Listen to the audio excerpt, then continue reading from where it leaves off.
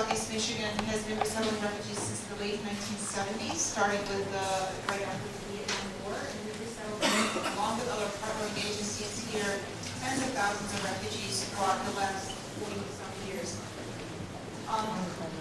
We have been working, I want to say that the last 7 or 8 years have been primarily years of work with Iraqi refugees. So the Syrian refugees numbers are increasing, but we still continue to work with the Iraqi refugees. And we're also resettling refugees from certain nations in Africa as well as Afghanistan. So if you're interested in learning about those populations as well, we'll be happy to talk to you. We continue to advocate for more numbers, for higher numbers of Syrian refugees specifically because of the existing community. As you can hear, all the services that are available and the community, the strength of the community here. But as an agency, we offer services to the seniors. We have senior service programs. We have family support services, pregnant teens and infants, adoption services and foster care, as well as Hispanic outreach services. In the Immigration and Refugee Services Department, we also have an Immigration Legal Service Program. So if you know refugees who are ready to adjust their status to obtain their green cards or work towards their citizenship, we're happy to help them. So through the work that we do, you've heard a lot of the services that we provide in terms of, receiving the refugees, setting them up in apartments and homes, furnishing their apartments. You can hear a little bit of duplication maybe in what we're saying, but what we do is we work with a network of support. So we work with community-based organizations such as Access, ACC, and SARN. We also work with places of worship, as we mentioned. So we're fortunate to have the Catholic Parishes Network that supports us quite a bit actually with the household items, very supportive of refugee families that support all families throughout the year from January through December. We rely quite a bit on volunteers as well, and so similar needs in terms of families to host refugee families, families to mentor refugee families, and then also transportation and also donation of furniture. And the delivery of furniture is also a challenge. I will say we've had some success with some moving companies that have been generous in donating their services, so any little bit of help would be great. We also need help in the offices, believe it or not. The funding, I just want to share something with you. The funding that resettlement agencies receive across the board is $900 per person to work with a refugee for 3 months. So just to give you a picture of the type of support that the resettlement agencies need. So these agencies have taken on this challenge because they believe in the vision and the mission of refugee resettlement as a mission. It's more as a commitment to humanity. So for that reason, community support is crucial. Volunteers are key. So if you'd like to hear more, we all have tables in the back as well, and we'd be happy to talk to you. You're welcome to either sign up for volunteer services or donation or whatever you wish to contribute tonight, or just ask questions we're happy to answer. Thank you. One of the things that I'd like to lift up for local social services is one being our school impact program. When our refugee students get enrolled into school, sometimes there is that cultural adjustment, the type of schooling adjustment. And so our school impact program helps the families and the students making these transitions, working with the school, the teachers, the parents, and the students. So that is one thing that you can find as drawings. We all have tables back there, so that's one of those things that you can take a look at. Another thing that I want to lift up is our refugee foster care program. It's based out of Lansing. We do a lot of foster care and adoption throughout the state and throughout the country. And refugee care is one of those things that what we can do is to work with our refugees, especially we have a specialized program called treatment foster care for those refugees who need that extra attention, especially from Syria, who have been exposed to the violence and the various tortures. This is a way that we can help heal those wounds. And so we have some specialized components of our refugee foster care as well.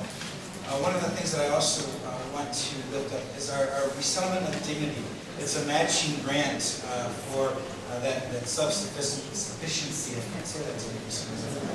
When they're working towards that, what we do is for every $1 that's given, we give 2 back. And so your gift of $250, for example, is $750 that gets sent to one refugee, and so on. So that information is also back as far as how the matching grant goes and how we can really empower the refugees that we work with. And again, finally, too, like we've been talking about, big need, transportation, and of course, employment. So if you do own a business, know someone who owns a business, we'd like to advocate local businesses to hire the refugees that we work with. Again, they are assessed, and so we are offering quality employment to those employers. So I just want to lift those few things up. We have some staff back there as well that can answer more questions on other things like school impact and employment. So again, thank you for your time. CRI. Well, by the way, we are located in Dearborn, and we're one of 6 field offices around the nation.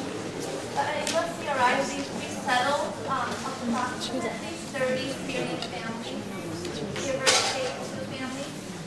And that's a very low number because the bulk of our clientele is still Iraqi. We can't really tell you what trends we've seen because we still need more experience with them, and we hope in the summertime we can see an increase in Syrian refugees. They don't tell us if we will have an increase or a decrease. We just have to hope for the best. So I know that you guys were wanting to hear some information about Syrian families that we're working with, but they're really similar to all the other refugee camps that we work with, just in desperate need of assistance with this financial assistance and kind assistance, just someone to speak to. We did notice, however, that the families are much bigger. We see Iraqi families are more families of 3, 4, 5, but with Syrian families, they can be 7 to 8 individuals. So that means we need bigger homes, and bigger homes cost more money. And so those are one of the challenges that we see with Syrian families. I think another thing that we're seeing with Syrians is that all of them still have family members that are in harm's way, whether it's in Syria or in one of the neighboring countries, and they are desperate to get their family members here. So I think that's a need for further advocacy for the United States to increase the number of Syrian refugees coming to the area. As my colleague from LSSM said, there are also the possibility that unaccompanied refugee minors will be coming from Syria. At this point, there's only been a couple that have come to the United States. Usually when new refugee groups come to the U.S., the families, which could be individuals or family groups, are resettled first, and then the unaccompanied minors start coming. But in every single crisis, we have had unaccompanied minors. And so there is a need for refugee foster families, and it takes time to get licensed as a foster family. So it's a great idea if you're interested in possibly fostering a child to go ahead and start through the process. We're especially looking for Arab homes and Muslim homes that could welcome a Syrian child into their homes. All of us rely on the partnerships that you've heard, and specifically on donations.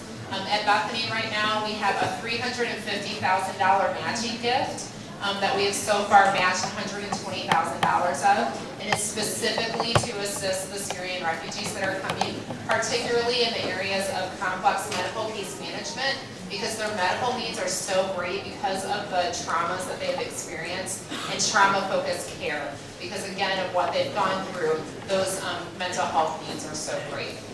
So if you're interested in doing that and having your dollar doubled, we would love to connect with you about that.